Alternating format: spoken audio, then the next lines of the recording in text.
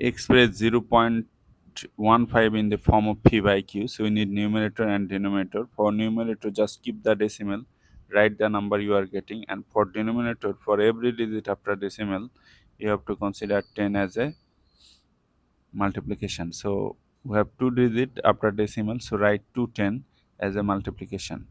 Now we need to reduce this fraction. So how to do that? Just divide numerator and denominators by the same number. This is divisible by 5, this is divisible by 5. If you divide 15 by 5, you will get 3. If you divide 10 by 5, you will get 2. So you are getting 3 over 2 times 10 means 20.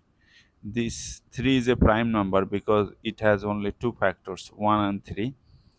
So the common factor between 3 and 20 is just 1. And if you divide this 3 by 1, you will get 3. If you divide this 20 by 1, you will get 20. So this is the reduced form or lowest term.